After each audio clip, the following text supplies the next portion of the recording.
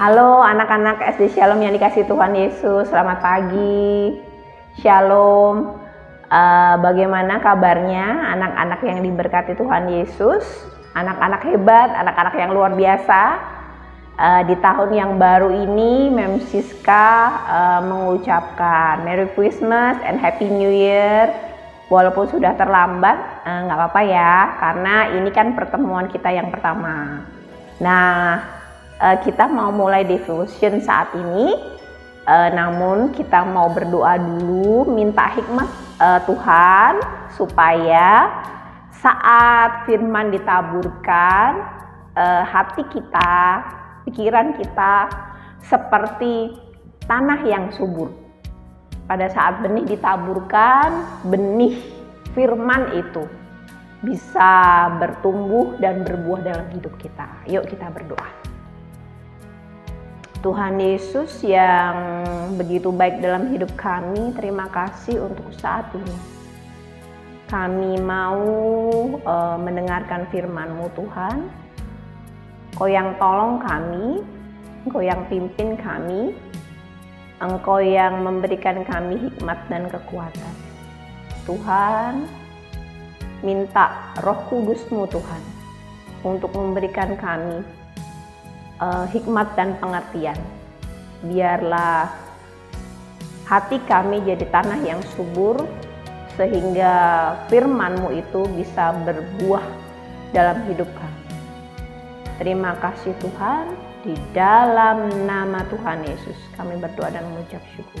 Semua yang percaya katakan amin. Oke, ya. Saat ini Mem Siska akan sharing cerita tentang Mazmur 23 ya. Ada apa ya di Mazmur 23? Kenapa Mazmur 23 itu sangat terkenal? Mazmur 23 ini ditulis oleh seorang raja yang begitu luar biasa ya. Raja Daud. Raja Daud ini seorang raja yang begitu terkenal di Israel ya.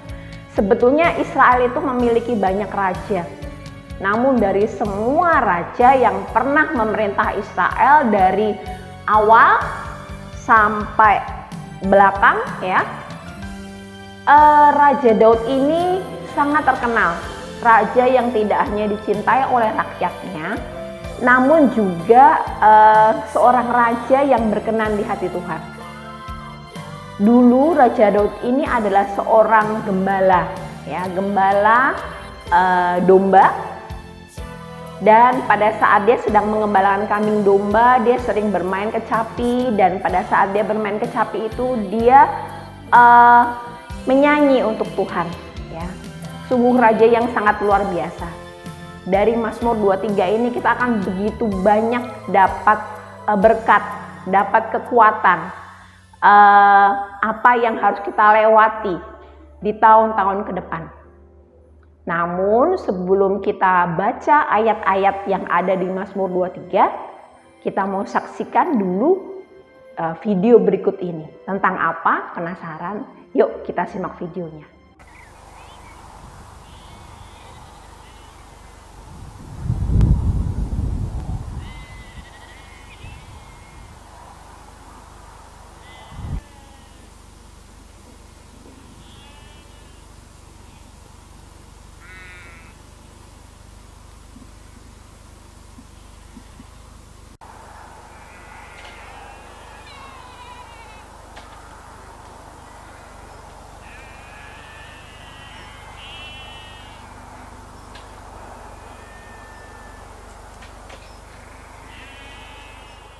Anak-anak, kita mau baca di Mazmur 23 ayat 1 sampai 2. Demikianlah firman Tuhan.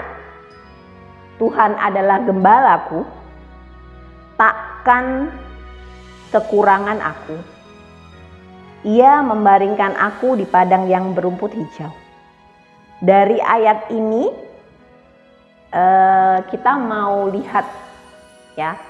Tadi anak-anak sudah lihat kan ya, bahwa di film atau di video yang sebelumnya anak-anak lihat, anak-anak bisa lihat ada begitu banyak domba. Domba itu ada di padang rumput, di padang belantara. Mereka sangat sukacita, ya. Mereka bisa mendapat makanan yang baik karena ada begitu banyak rumput untuk mereka, dan juga bahkan mereka mendapatkan juga air. Mereka mempunyai kawan yang sangat banyak dan mereka punya gembala yang sangat mengasihi mereka.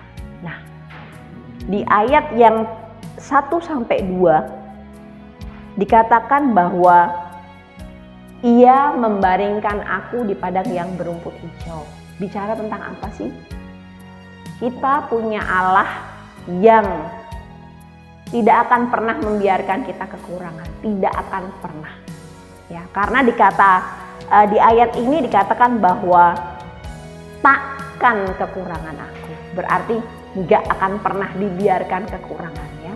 Kekurangan sebentar, ya, tidak akan pernah lama karena Tuhan pasti akan memberkati, ya, pasti akan memberkati karena firman Tuhan katakan takkan pernah kekurangan, pasti diberkati, ya.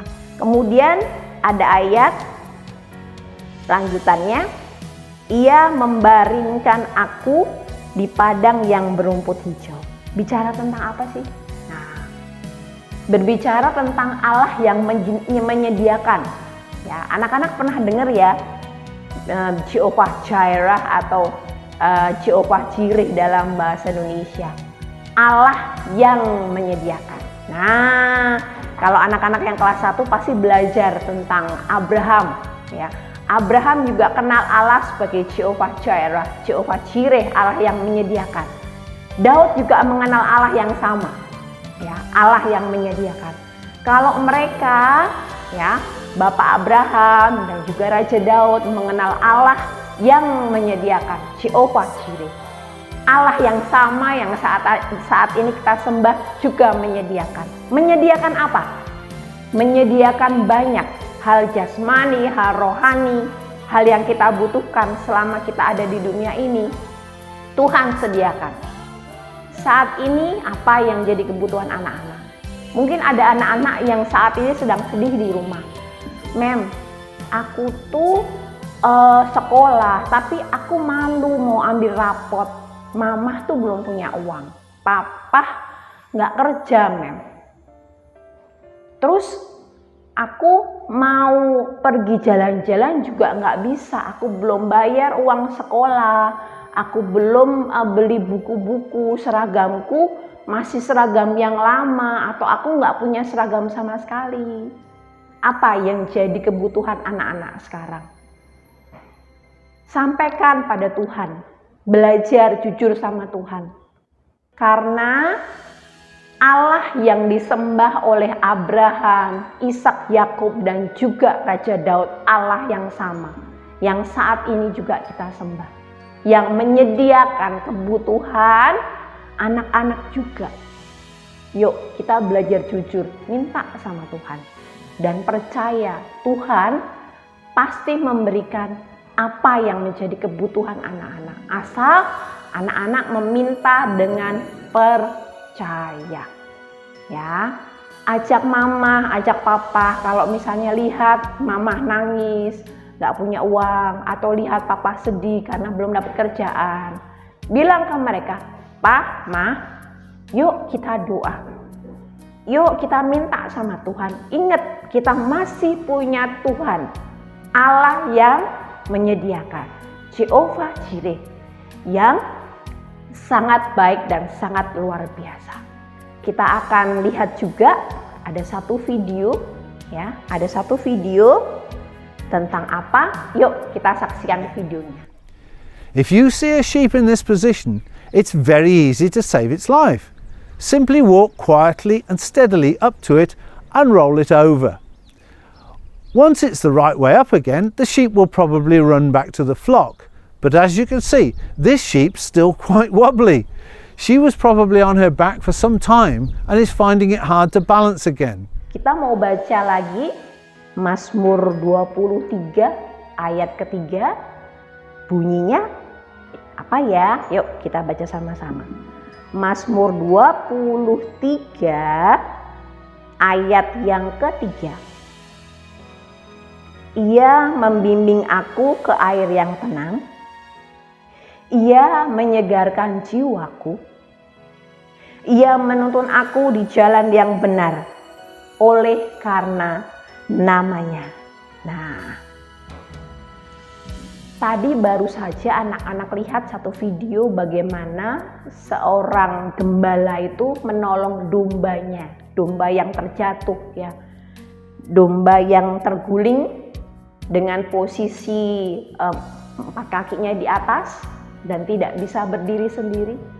Kenapa sih domba itu perlu dituntun?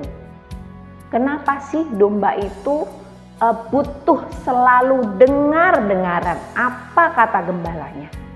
Karena domba adalah salah satu binatang yang lemah, yang sangat mudah untuk diterkam oleh binatang pemangsa, ya, seperti singa, beruang, dan juga binatang-binatang lain. Itu yang pertama. Yang kedua, domba itu badannya cukup besar, ya. Ditambah bulu-bulunya itu kan cukup tebal ya. Nah, namun dia mempunyai kaki yang kecil gitu, jadi gampang tergelincir, kemudian jatuh, dan posisinya jatuh dia tidak bisa berbalik kembali berdiri ya. Beda dengan kambing yang ada di sini ya. Kita lihat domba-domba yang ada di Israel gitu ya. Nah, pada saat domba ini jatuh terguling dengan posisi kakinya ke atas semua begitu, dia butuh gembala untuk membantu dia ya, menggulingkan badannya ke samping, kemudian pelan-pelan domba itu berdiri. Nah, dari situ kita lihat bahwa Tuhan itu adalah gembala yang teramat sangat baik, yang menuntun kita, membantu kita juga pada saat kita itu jatuh. Kita itu nggak tahu mesti apa yang harus dilakukan. Ya, saat seperti ini juga ada begitu banyak anak-anak ataupun juga orang tua ya yang tidak tahu aku tuh mesti ngapain lagi. Nah, saatnya kita banyak doa, kita membutuhkan Tuhan ya, kita mencari Tuhan lebih lagi, kita terus gitu, Tuhan ini gimana, apa yang harus lakukan, aku tuh butuh tuntunanmu, aku tuh seperti domba Tuhan, aku nggak tahu. Terus buat anak-anak yang kelas besar nih ya, anak-anak yang kelas besar, yang kelas 5, kelas 6 gitu ya, mungkin sekarang tuh sudah mulai berpikir, aku untuk ke depan mau sekolah di mana ya? Aku mau masuk ke hobiku tuh, talentaku tuh apa? Terus kalau misalnya aku sekolah, papa mamaku bisa biayain aku enggak? Nah, mungkin ada anak yang berpikir juga seperti itu, atau juga ada papa mama yang berpikir seperti itu. Nah, yuk, saatnya untuk minta tuntunan Tuhan. Tuhan, aku harus sekolah di mana? Pertemukan aku dengan sekolah yang tepat. Potensiku, talentaku tuh di mana Tuhan? Potensi dan talentaku di mana? Tuhan, tolong ya. Nah, karena itu kita butuh tuntunan Tuhan. Kita mau lanjutkan, kita mau baca dari Mazmur 23 ayat yang keempat. Ya, bunyinya adalah sebagai berikut. Mazmur 23 ayat yang keempat, demikianlah firman Tuhan. Sekalipun aku berjalan dalam lembah kekelaman, aku tidak takut bahaya, sebab Engkau besertaku. gadamu dan tongkatmu itulah yang menghibur aku. Ayat di atas dikatakan bahwa gadamu dan tongkatmu itu yang menghibur aku. Kira-kira anak-anak di sini ada nggak yang penasaran? Gada dan tongkat gembala itu seperti apa sih? Tongkat gembala itu seperti apa? Aku sering dengar ayat ini berkata bahwa gadamu dan tongkatmu itu sebenarnya seperti apa bentuknya? Ya, kita mau lihat dulu ya videonya. Kita saksikan sama-sama videonya. Tongkatnya cukup besar, tinggi, dan juga satu hal kuat. Dan di bagian atas tongkat itu tuh ada seperti lengkungan. Gunanya buat apa? Tongkat itu, ya, lengkungannya itu oleh gembala sering digunakan untuk mengait ya, atau menarik kembali domba yang sudah keluar dari barisannya. Ya. Kalau tidak dikait atau tidak diambil lagi dombanya itu dengan tongkat itu, domba itu bisa tersesat, bisa pergi kemana ya di luar pengawasan gembala dan diterkam oleh binatang buas. Makanya butuh tongkat untuk mengait supaya domba itu kembali ke barisan yang sudah ditentukan oleh gembalanya. Bicara tentang apa? Kadang ada begitu banyak hal dalam hidup kita sering kali itu nggak taat sama Tuhan. Ya, kita sering kali nggak taat sama Tuhan. Tuhan suruh begini, tapi kita kerjakan yang lain. Papa mama mintanya seperti ini, tapi anak-anak kerjakan yang lain. Akibatnya karena ketidaktaatan itu ada sesuatu yang menimpa dalam hidup kita karena kita tidak taat. Yuk, mulai dari hari ini, yuk belajar jadi anak-anak yang dengar apa yang Tuhan mau dalam hidup kita. Belajar jadi anak-anak yang dengar apa kata papa mama. Papa mama tuh pengennya apa sih? Semua yang disampaikan papa mama atau juga guru-guru yang ada di sekolah itu tujuannya baik untuk anak-anak dan juga untuk mendidik anak-anak pastinya jadi pribadi yang lebih baik ke depan. Misalnya tidur terlalu malam, ya tidur terlalu malam, terlalu banyak main game, itu kan bisa membuat mata capek, mata lelah. Ya, kalau sudah matanya capek, matanya lelah, kalau itu dalam jangka yang lama, nanti lama-lama matanya bermasalah. Padahal usia anak-anak kan masih sangat muda ya. Kalau misalnya anak-anak masih sangat muda, harus ikut pelajaran olahraga gitu misalnya dengan Mr. Hendy atau Mr. Dias. Anak-anak harus lari. Kalau misalnya pakai kacamata, harus lari pelajaran olahraga itu kan nggak nyaman ya, nggak bisa lari dengan cepat. Dan juga pada saat lari misalnya disenggol dengan temannya jatuh, kacamatanya jatuh kan juga pasti akan pecah juga gitu. Jadi kalau papa mama minta yuk tidur lebih awal, jangan main game terlalu banyak. Itu kan tujuannya buat anak-anak juga gitu loh. Mungkin ada anak-anak yang bilang, loh Mem, sekarang jadi gamer itu kan uangnya banyak Mem, buat apa aku sekolah gitu. Toh nanti aku juga bisa jadi gamer, bisa menghasilkan uang tanpa aku harus sekolah, tanpa aku harus taat sama orang tua. Nah, anak-anak harus ingat satu hal ya. Mungkin anak-anak bisa mendapatkan banyak uang, atau mungkin anak-anak bisa bekerja seperti yang anak-anak mau tanpa anak-anak harus belajar. Tapi ingat, untuk bisa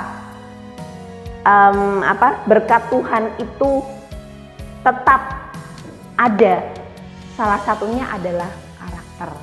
Nah, kalau dikasih uang banyak tapi karakter nggak taat sama orang tua, sama Tuhan aja nggak mau dengar-dengaran, terus gimana? berkatnya nggak lama.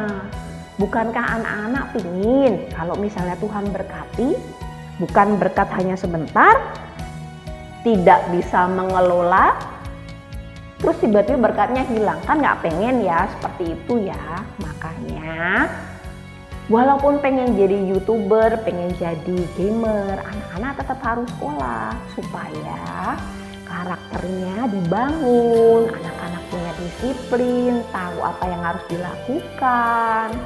Jadi pada saat anak-anak jadi gamer, setiap tontonan-tontonan yang dihasilkan sama anak-anak itu tontonan yang jadi berkat, bukan tontonan ngeprank orang, ngerjain orang, tontonan-tontonan yang nggak bagus. Jadi anak-anak jadi gamer yang diberkati, jadi gamer yang bisa membawa dampak, membawa pengaruh yang positif buat orang lain. Nah, tahu ya sekarang tujuannya kenapa tetap masih sekolah ya, kenapa tetap masih taat sama Tuhan, kenapa mesti dengar-dengaran juga sama orang tua. Ya, oke. Kita mau baca Mazmur 23 ayat 5 sampai 6. Engkau menyediakan hidangan bagiku di hadapan lawanku. Engkau mengurapi kepalaku dengan minyak. Pialaku penuh melimpah. Kebajikan dan kemurahan belaka akan mengikuti aku seumur hidupku. Dan aku akan diam di rumah Tuhan sepanjang masa. Wah, ayat yang luar biasa ya. Di ayat ini dikatakan bahwa engkau mengurapi kepalaku dengan minyak. Kenapa ya domba itu butuh diurapi? Ya, kita itu kan domba-dombanya Tuhan Yesus ya. Kita domba-dombanya Tuhan Yesus, Tuhan itu gembala. Nah, seekor domba itu butuh diurapi untuk menjaga supaya tidak ada serangga, terutama lalat itu nempel di sekitar kepala. Terlebih lagi lalat itu nanti nempel di sekitar telinga, kemudian lalat itu masuk ke telinga domba, bertelur di telinganya domba. Nah, telur-telur yang ditetaskan oleh lalat-lalat itu akan menyebabkan larva atau lalat-lalat kecil di dalam telinga domba-domba itu bisa menyebabkan kematian ya, karena akan menyerang bagian otak dari domba itu yang menyebabkan kematian. Nah, sama seperti kita, Tuhan itu mengurapi setiap kita. Tuhan menyediakan proteksi secara rohani dalam hidup kita. Dia melalukan hidup kita dari yang jahat. Ya. Ada perlindungan yang Tuhan sediakan dalam hidup kita. Memasuki tahun yang baru ini, mungkin ada anak-anak yang sudah baca berita bahwa ada virus jenis baru, Omicron, yang ada. Tentu saja kita takut dengan adanya virus ini. Tapi satu hal, Dia Allah Immanuel. Dia Allah Immanuel. Ya, tadi sudah disampaikan bahwa pada saat diurapi itu kita juga diproteksi dari setiap perkataan-perkataan yang tidak bagus, hal-hal yang tidak baik. Karena itu kita harus terus dengar-dengaran apa yang Tuhan mau dalam hidup kita. Kebaikan Tuhan dan kasih Tuhan selalu baru setiap hari. Makanya itu kita harus senantiasa mengingat akan apa yang sudah Tuhan kerjakan dalam hidup kita. Ayat terakhir katakan, kebajikan dan kemurahan belaka akan mengikuti aku seumur hidupku, dan aku akan diam dalam rumah Tuhan sepanjang masa. Di sepanjang tahun ini kita akan senantiasa mengingat akan kebaikan Tuhan. Kita akan senantiasa mengingat bahwa Tuhan itu gembala yang terbaik dalam hidup kita. Kita akan selalu mengingat bahwa Tuhan itu Jehovah Jireh dalam hidup kita, Allah yang menyediakan. Kita akan selalu mengingat sepanjang tahun ini bahwa Dia Allah, Tuhan Immanuel, Allah yang menyertai hidup kita. Allah yang senantiasa menuntun hidup kita. Oke, anak-anak, sebelum selesai kita mau doa dulu, kita minta sama Tuhan perlindungan sepanjang tahun ini. Kiranya di tahun yang baru ini kita mengalami God visitation, perjumpaan dengan Tuhan dan juga keintiman dengan Tuhan lebih lagi. Yuk kita berdoa. Tuhan Yesus, terima kasih untuk saat ini, terima kasih untuk kebaikan-Mu, terima kasih untuk penyertaan-Mu Tuhan. Saat ini kami mau menyelesaikan tugas devotion kali ini. Kami minta Roh Kudus Kau yang terus ingatkan, meteraikan setiap firman yang sudah ditaburkan. Biarlah setiap firman-Mu itu jadi kekuatan dalam hidup kami selama 1 tahun ini. Terima kasih Tuhan, terima kasih untuk penyertaan-Mu, kasih-Mu, hikmat-Mu dalam hidup kami. Terima kasih Tuhan untuk gadamu dan tongkat-Mu yang menyertai hidup kami. Terima kasih Tuhan, Kau Allah yang hadir sebagai Immanuel dan Jehovah Jireh dalam hidup kami. Terima kasih Tuhan, terima kasih. Di dalam nama Tuhan Yesus kami sudah berdoa. Oke anak-anak yang dikasihi Tuhan Yesus, terima kasih. Tuhan Yesus memberkati. Kita berjumpa di lain kesempatan. Bye, God bless you. Bye.